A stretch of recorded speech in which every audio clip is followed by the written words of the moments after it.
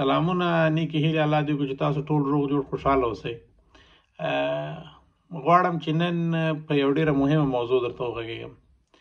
دا ویډیو باید هر یو کس وګوري او دا په دې باندې باید ځان پوه کړي. که چیرې خپله د معدې مریض یاستئ یا کله د معدې ډاکټر ته تللي یاستئ یا کله بل کوم مریض بولئ، تاسو به د معاینې نه خبر یې، انډوسکوپي ورته وایي. په افغانستان کې انډوسکوپي خلک په ذهن کې دا خبره ده چې انډوسکوپي د معدې زخم جوړوي، انډوسکوپي معده سوری کوي، انډوسکوپي د معدې سرطان پیدا کوي. خپل هم چې موږ هلته مریضان به کتل، اکثر به د مشکل سره مخامخ وو چې یو مریض به موږ دې ته کنوینس کوو یا آماده کوو چې هغه انډوسکوپي وکړي. لنډ به زه وغږېږم چې انډوسکوپي دد شي.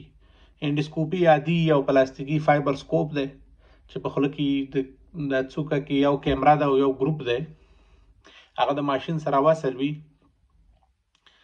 دې نه مخکې چې انډوسکوپي چاته انجام شي 6 ساعته 15 ساعته خوراک پې بندېږي او د انډوسکوپي په وخت کې ستوني ته یو رقم سپری ورکول کېږي او بیا د خولې د لارې نه دا پایپ داسې ورکته کېږي او معده او وړې کولمو پورې کتل کېږي. ټوټل د انډوسکوپي 4 دقیقې 15 دقیقې 6 دقیقې 7 دقیقې پورې وخت نیسي. انډوسکوپي 2 برخې لري، یو تشخیصي برخه ده او یو د تداوي برخه ده. نو نن عمدتاً موږ د تشخیص په برخه کې غږیږو، د تشخیص لپاره تشخیصي برخه باندې نن غږیږو. کوم خلک باید انډوسکوپي وکړي؟ هر هغه څوک چې دوامدار د معدې مرض لري هغه باید خپل انډوسکوپي وکړي.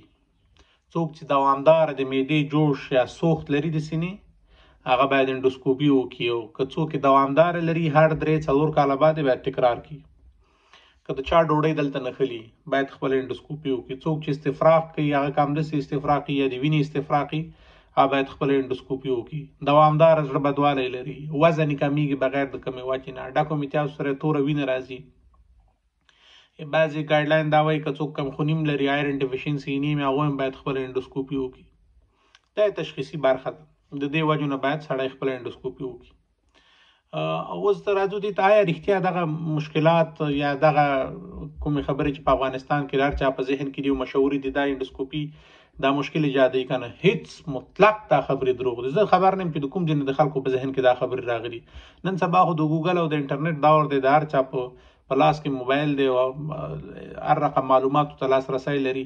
بې تعلیمه خلک خو چې په ذهن کې دا خبره ده غټ مشکل دا چې تعلیم یافته خلکو په ذهن کې هم دا خبره ده چې انډوسکوپي دا مشکل جوړوي.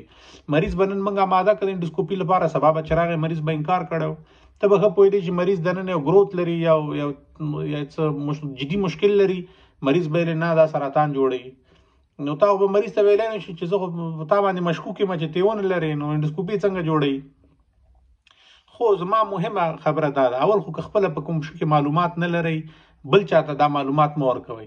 ځکه که خدای نخواسته د هغه مرض په وخت باندې تشخیص نه شو او تا مریض تا نه پوښتنه وکړه او تا ورته ویل چې نه دا مه کوه او هغه باندې څه وشو، خو په دې جرم کې ته هم ورسره شریک یې. نو انډوسکوپي هیڅ قسم مشکل نه جوړوي. بعضې خبرې دي لکه چې صحیح تحقیم نشي، امکان ولري چې بعضې مرضونه نورو ته انتقال شي، خو عموما هر ځل انډوسکوپي کول نه وروسته هغه تحقیم کېږي، پاکېږي. د دې نه مخکې چې مریض ته انډوسکوپي وشي د هغه تور زیړی، سپین زیړی، HIV دا ټول معاینه کېږي، بیا مریض ته انجام کېږي.